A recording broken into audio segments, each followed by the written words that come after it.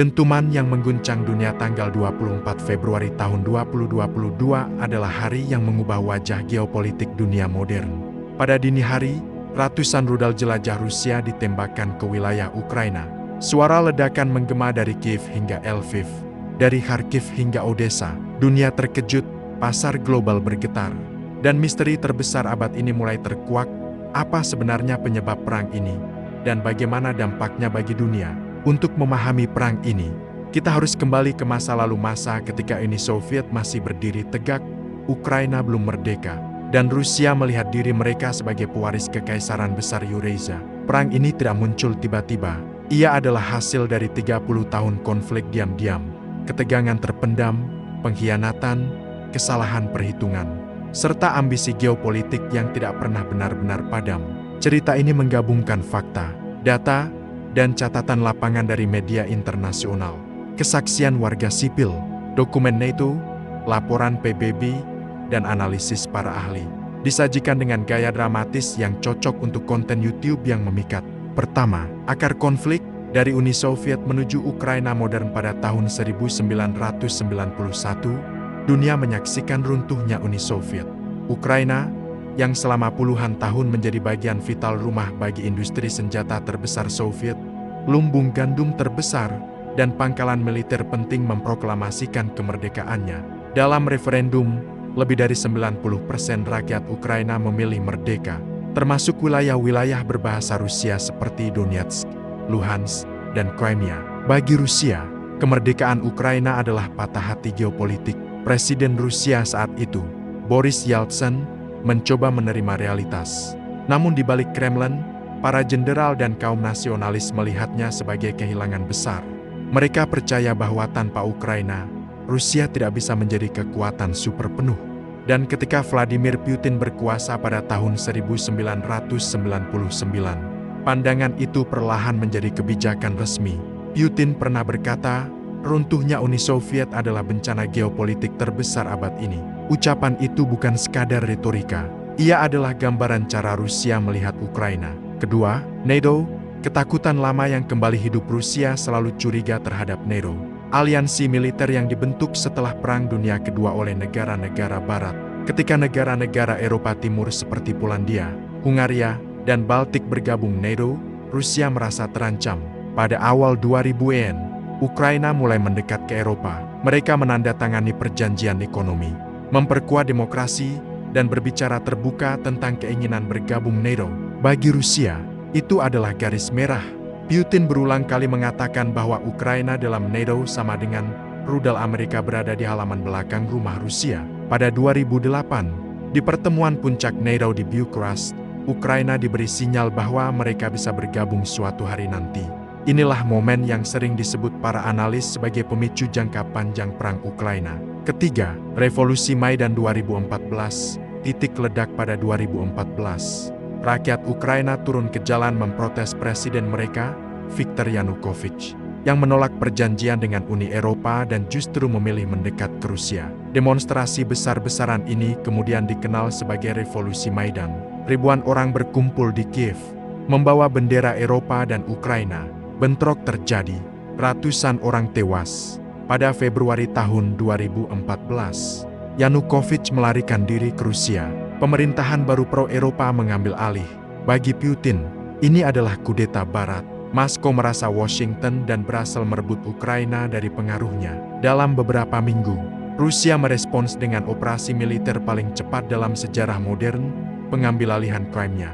Pasukan berseragam hijau tanpa tanda, dikenal sebagai Little Green Men, mengepung gedung-gedung pemerintahan Crimea. Referendum kilat digelar. Crimea bergabung ke Rusia. Barat menyebutnya invasi. Rusia menyebutnya pemulangan wilayah sejarah. Tak lama setelah itu, kelompok separatis di Donetsk dan Luhansk memproklamasikan negara kecil mereka. Perang lokal pun pecah, memakan ribuan korban dalam beberapa tahun. Semua ini menjadi bahan bakar perang ke 2022,4. Jalan menuju 2022, ketegangan yang meledak selama 2014 sampai 2021. Garis depan di Donbas tidak pernah benar-benar tenang. Namun semua berubah ketika satelit Amerika pada akhir 2021 menangkap pergerakan besar-besaran pasukan Rusia di perbatasan. Ukraina, Rusia mengerahkan lebih dari 150.000 tentara, tank, artileri, dan sistem pertahanan udara. Diplomasi gagal, peringatan bara diabaikan Rusia, dan pada 24 Februari tahun 2022, perang resmi dimulai.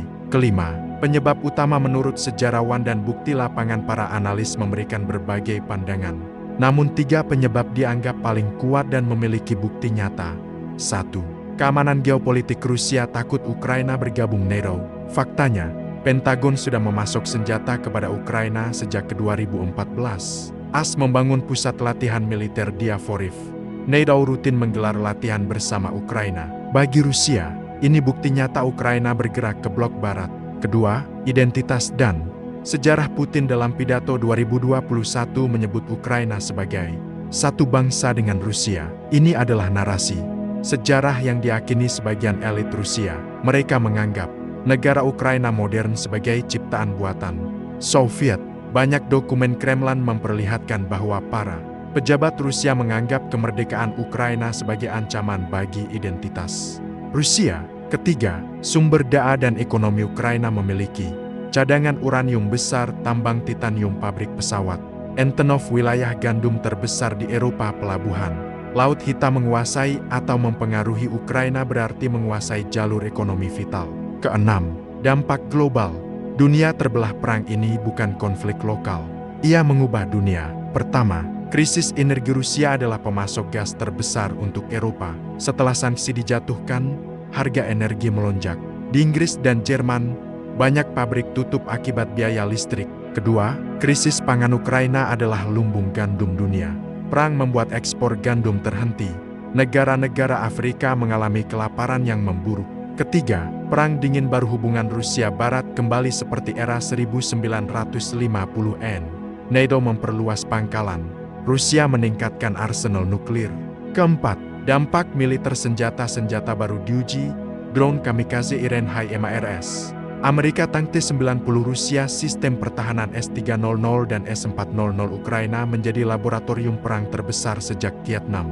Kelima, ekonomi global terguncang. Inflasi dunia naik. Harga minyak melonjak. Mata uang dolar menguat ekstrem. Ketujuh, dampak bagi Ukraina dan Rusia. Dampak untuk Ukraina, jutaan warga mengungsi. Kota-kota seperti Mariupol dan Bakhmut hancur total. Infrastruktur listrik rusak. Korban sipil mencapai puluhan ribu. Ekonomi turun lebih dari 30%. Dampak untuk Rusia. Sanksi menghantam sektor perbankan. Perusahaan global keluar dari Rusia. Banyak generasi muda kabur untuk menghindari mobilisasi. Namun, pendapatan energi Rusia meningkat akibat harga minyak tinggi. Kedelapan, perang informasi. Media sebagai senjata perang. Ini menjadi perang pertama dalam sejarah yang didominasi media sosial. Di TikTok, drone menghancurkan tank. Di Twitter, propaganda kedua pihak menyebar. Di Telegram, peta pertempuran diperbarui setiap jam. Kebenaran menjadi kabur. Narasi menjadi senjata. Kesembilan, masa depan menuju perdamaian atau konflik lebih besar. Hingga kini, perang belum menunjukkan tanda berakhir. Beberapa skenario masa depan menurut analis, perang berlarut hingga bertahun-tahun. Ukraina kehilangan sebagian wilayah permanen. Rusia menghadapi perubahan politik internal. Konflik membesar melibatkan NATO. Hutan Vietnam kembali menutup dirinya setelah ledakan-ledakan memecah udara. Tetapi, di balik suara artileri dan tembakan senapan mesin, perang sebenarnya terus bergeser ke arah yang lebih sunyi, lebih gelap. Perang informasi, propaganda, dan permainan psikologis yang perlahan-lahan menekan kesadaran pasukan Amerika. Perang psikologis, radio Hanoi dan The Hanoi Hene setiap malam. Di pangkalan-pangkalan Amerika yang tersebar dari Da Nang hingga Pleiku, para tentara sering duduk mengelilingi radio kecil. Sebagian dari mereka tidak berniat mendengarkan berita. Namun gelombang udara memaksa telinga mereka pada suara yang tidak asing lagi, tentara Amerika. Apakah kalian yakin perang ini untuk kebebasan? Atau hanya untuk para politisi tua yang tidak pernah menyentuh tanah berlumpur ini? Itulah suara Tier Nenegrem yang dikenal sebagai Hanoi Hena. Dengan suara lembut namun tajam, ia memutar lagu-lagu Amerika, membaca nama tentara yang tewas hari itu. Informasi yang ia dapat dari siaran resmi Pentagon dan perlahan merongrong mental banyak prajurit. Beberapa tentara Amerika mengakui setelah perang bahwa suara Hena lebih menakutkan daripada suara mortir. karena ia menyentuh bagian hati yang tidak bisa mereka akui di depan rekan-rekan mereka, rasa bersalah, ketakutan, keraguan. Sementara itu, Viet Cong memasang pengeras suara di pepohonan. Ketika malam turun, suara tangisan bayi, panggilan istri, atau rekaman prajurit Amerika yang tertangkap diputar dari kejauhan. Suara itu mengalir dari balik kabut, membuat hutan yang sudah gelap menjadi lebih mencekam. Operasi besar, Tet Offensive 1968 serangan yang mengubah sejarah, dan menjadi titik balik yang menghancurkan mitos Amerika tidak mungkin kalah. Pada tanggal 30 Januari tahun 1968, tepat saat umat Vietnam merayakan Tahun Baru Imlek Tet, lebih dari 80.000 pasukan Viet Cong dan Vietnam Utara meluncurkan serangan serentak ke lebih dari 100 kota termasuk Saigon, Hue, Da Nang, dan banyak kota lain yang sebelumnya dianggap aman. Saigon digempur di Saigon. Prajurit Viet Cong bahkan berhasil menyerbu kedutaan besar Amerika Serikat, sesuatu yang sebelumnya dianggap mustahil. Pertempuran sengit berlangsung selama 6 jam sebelum pasukan Amerika merebut kembali gedung tersebut. Tetapi kerusakan psikologis sudah terjadi. Jika kedutaan saja bisa ditembus, apa yang aman? Media Amerika menayangkan gambar-gambar itu tanpa sensor. Jutaan rakyat di rumah melihat pasukan Viet Cong masuk ke jantung kekuasaan Amerika di Asia Tenggara. Itu adalah pukulan besar, bukan hanya bagi militer, tetapi bagi moral seluruh bangsa Amerika. Pertempuran Hue, neraka di dalam kota di kota Hue. Perang berubah menjadi pertempuran urban paling berdarah selama perang. Marinir Amerika berjuang dari rumah ke rumah, sementara pasukan Vietnam Utara menggunakan kuil, sekolah, dan rumah sakit sebagai benteng. Berhari-hari, asap memenuhi langit. Jalan-jalan dipenuhi bangkai bangunan dan ratusan mayat. Menurut dokumen yang ditemukan setelah perang, pasukan komunis bahkan melakukan eksekusi terhadap warga sipil yang dianggap bekerja sama dengan Amerika, meninggalkan luka sejarah yang membekas hingga kini. Serangan Tet akhirnya dikalahkan. Tetapi kepercayaan publik Amerika runtuh. Media, perang yang kalah di televisi tidak seperti perang sebelumnya.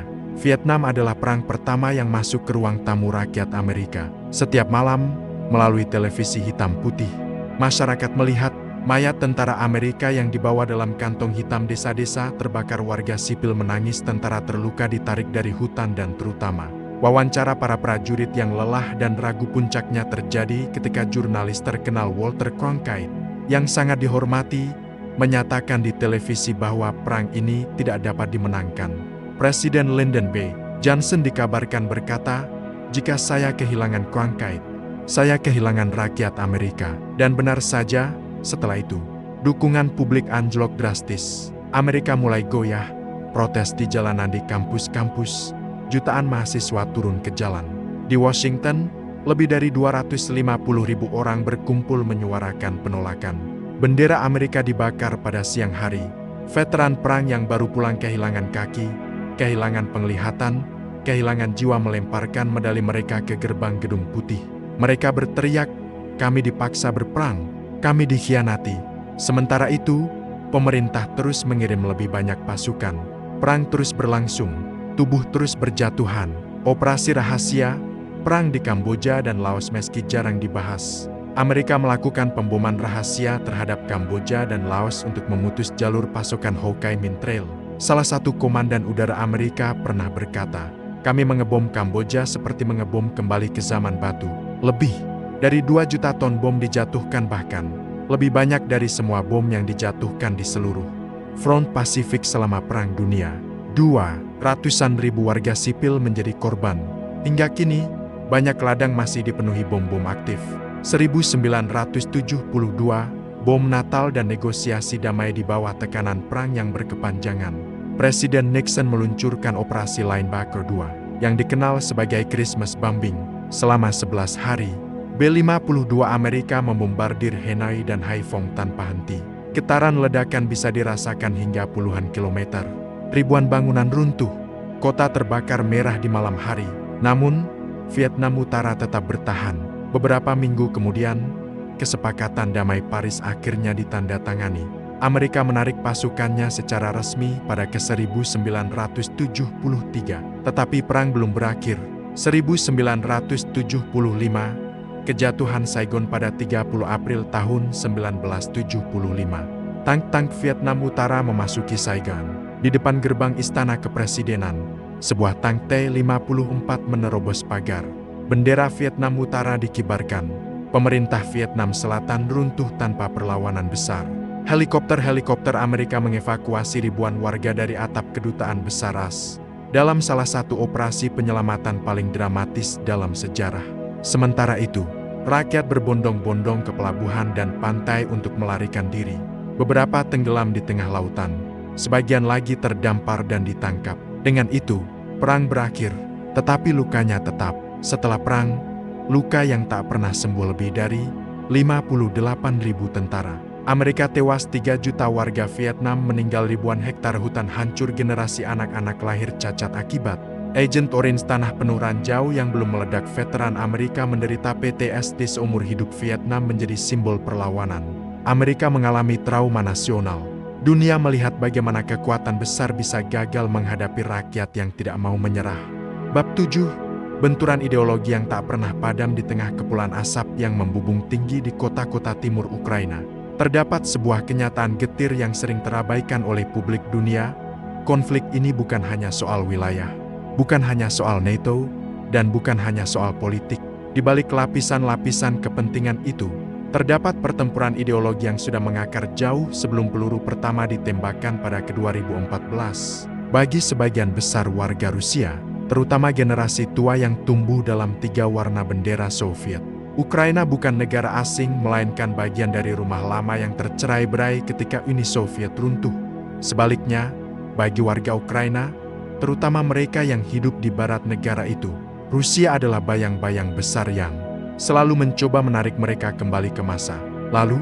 Perbedaan cara memandang sejarah itulah yang menyulut konflik panjang. Rusia membawa narasi bahwa Ukraina adalah bagian integral dari sejarah Slavia Timur. Kiev adalah ibu kota spiritual mereka, tempat lahirnya kekristenan ortodoks di wilayah tersebut. Narasi ini dikemas, disebarkan, dan ditanamkan melalui media dan pidato pemimpin Rusia selama bertahun-tahun. Di sisi lain, Ukraina menulis ulang identitasnya setelah ke 1991. Buku sejarah di sekolah-sekolah diganti, monumen-monumen era Soviet dijatuhkan, dan tokoh-tokoh nasionalis diangkat kembali. Mereka ingin menandaskan bahwa Ukraina adalah bangsa yang berbeda, berdaulat, dan tidak tunduk pada apapun, terlebih pada Moskow. Dan pada titik inilah, dunia menyaksikan benturan ideologi yang tak bisa diselesaikan lewat diplomasi biasa. Bab 8. Perang informasi yang mengubah segalanya. Sebelum tank melintas perbatasan pada 2022, perang sebenarnya sudah berlangsung lebih dulu. Perang informasi. Rusia menguasai permainan propaganda sejak lama. Media pemerintah menjalankan narasi bahwa Barat berencana menjadikan Ukraina pangkalan rudal untuk mengepung Moskow, bahwa pemerintah Ukraina telah dikendalikan oleh kekuatan asing, bahwa Rusia harus bertindak untuk melindungi warga etnis Rusia di Donbas. Sementara itu, Ukraina dengan dukungan negara-negara Barat membangun narasi tandingan yang tak kalah kuat. Dunia diperlihatkan video-video yang memperlihatkan warga sipil yang mengalami gempuran, pasukan Rusia yang kelelahan, hingga pidato Presiden Zelensky yang viral di seluruh dunia. Perang ini memperlihatkan bagaimana informasi bisa menjadi senjata, bahkan lebih mematikan daripada peluru, karena ia bisa mengubah pikiran jutaan orang dalam satu malam. Dalam konteks inilah, dunia terbelah menjadi dua, mereka yang percaya bahwa Rusia bertindak untuk melindungi keamanan nasionalnya, dan mereka yang melihat Rusia sebagai agresor yang mencoba merebut negara tetangganya. Bab 9. Dampak global yang tak terelakkan ketika perang pecah. Efeknya menjalar seperti gelombang ke seluruh dunia. Tidak ada benua yang benar-benar aman dari dampaknya. Pertama, krisis energi. Uni Eropa sangat bergantung pada gas alam Rusia. Ketika pasokan itu ditutup sebagai balasan atas sanksi, sebagian negara Eropa mengalami musim dingin paling sulit dalam beberapa dekade.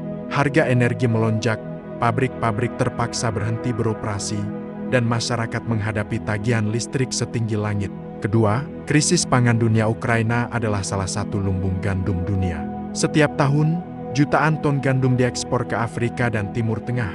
Perang membuat jalur logistik terputus, menyebabkan harga roti di negara-negara miskin melonjak drastis dan memicu krisis pangan global. Ketiga, kenaikan harga minyak. Sanksi terhadap Rusia sebagai salah satu produsen minyak terbesar dunia, memicu kenaikan harga BBM secara global. Negara-negara berkembang, termasuk Indonesia, merasakan dampaknya. Keempat, kekuatan NATO yang bangkit kembali. Ironisnya, tindakan Rusia justru membuat NATO yang sebelumnya mulai kehilangan relevansi, kembali menjadi organisasi militer paling solid di dunia. Finlandia dan Swedia yang dulu netral, kini bergabung demi keamanan. Kelima, perubahan peta politik global. Negara-negara mulai memetakan ulang siapa kawan dan siapa lawan. Diplomasi internasional memasuki babak baru. Bab 10, ketika perang berkepanjangan menjadi luka yang tak kunjung sembuh hingga kini. Perang di Ukraina belum menunjukkan tanda-tanda akan berakhir. Ribuan keluarga terpisah, jutaan orang mengungsi, dan ratusan ribu tentara tewas di medan perang. Kota-kota yang dulu penuh cahaya kini menjadi puing-puing. Tanah pertanian yang dulu menghasilkan makanan bagi dunia kini dipenuhi ranjau. Dan di balik semua itu, satu pertanyaan menggantung di udara, apakah perang ini sebenarnya bisa dihindari? Jika saja kesepakatan Minsk benar-benar dijalankan. Jika saja NATO dan Rusia bisa berkompromi. Jika saja dunia tidak terjebak dalam permainan geopolitik yang rumit. Namun sejarah tidak mengenal kata jika. Bab 11, babak baru yang belum usai. Perang ini akan tercatat sebagai salah satu konflik paling menentukan di abad ke-21. Karena bukan hanya Ukraina dan Rusia yang bertarung, melainkan arah masa depan tatanan dunia. Apakah dunia akan tetap dalam pengaruh Barat? Ataukah negara-negara seperti Rusia dan Tiongkok akan mendefinisikan ulang kekuatan global? Pertempuran di Ukraina hanya salah satu bab dalam buku panjang itu. Dan seperti semua konflik besar dalam sejarah, pemenangnya bukan hanya ditentukan oleh kekuatan militer melainkan oleh ketahanan, strategi, dan bagaimana narasi dibangun. Perang ini masih berlangsung, dan dunia hanya bisa menunggu apakah ia akan melahirkan perdamaian, atau justru membuka jalan menuju konflik yang lebih besar.